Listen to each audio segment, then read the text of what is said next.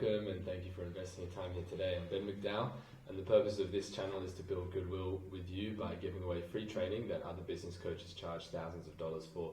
We bring in new students all the time into our program called the Full-Time Coach Program, and they're just starting their coaching journeys. Like, this is one of the messages that we got yesterday. This guy said, "Love it." You know, this other guy messaged the group, and his name was Jeff, and he was like welcoming people into the space. And another new student who was a really successful IT consultant.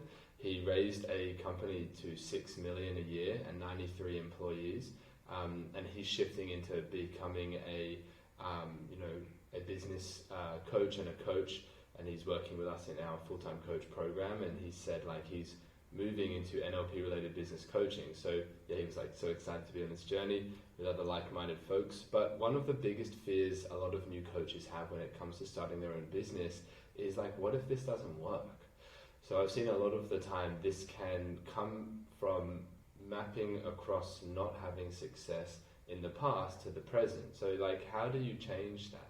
How do you change that thought that says, oh, it didn't work in the past, maybe it won't work now, or another area of life, it didn't work in the past, how do I make it work now?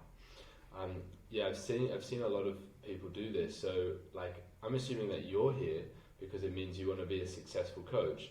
So here's the first thing you know in order to do that. Being a coach is an attitude, it's a methodology. It's just a method that leaves behind a trail of techniques. There's certain things that you do to be successful in coaching. Certain things you do that will ensure you do not become successful in coaching. So what has made all the difference for me in my business, scaling to 6 figures in the first 14 months of my business, was to change my attitude and how I think, and change how I make decisions. So what does that actually mean? So just learning a technique is kind of like you're just getting given a fish. And to be honest, my intention in this channel is to create a change inside you. Not just to give you techniques or give you strategies or ways of thinking, but really just how do you do successful coaching? Why have one fish when you can learn how to catch unlimited fish for life? The foundation of not going hungry is learning how to hunt, not just waiting around for a meal to be given to you or for clients to come in through your inbox. So what is the attitude of a successful coach? They realize that they can make as much money as they want.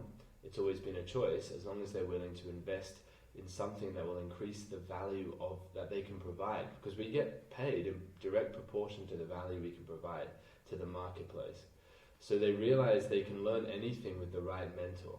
Henry Ford said, whether you think you can or you think you can't, you're right. Then they realize that with the right attitude, all success, the right attitude, they can reach any altitude. So all success is about building skills. It's just about literally skill building.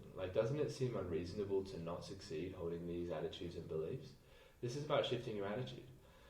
So the best way to make these attitudes built properly and these beliefs is to be in a fertile ground. This is what I call a fertile ground, to cultivate them by being around people who are confident and have them already. So one thing human beings are doing at all moments is a thing called modeling. So we are a byproduct of the 5 people we spend the most time with. And what we're doing at all given moments is we're saying, okay, how do I react in relation to my environment? And we only do it we only do it in relation to the 5 people we spend the most time with.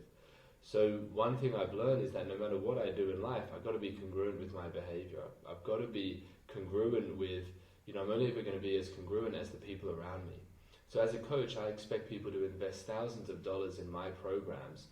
Some of our programs cost $5,000, some cost $20,000, $50,000. So I want people to invest in my programs to develop themselves, to scale their business, to automate their business. So I've invested over 200, it's probably actually closer to $300,000 in programs to develop myself.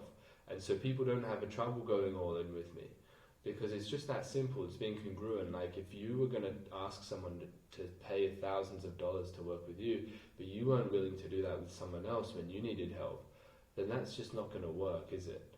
So anyway, thanks for watching, and like and subscribe if you found this valuable, and I'll catch you in the next one.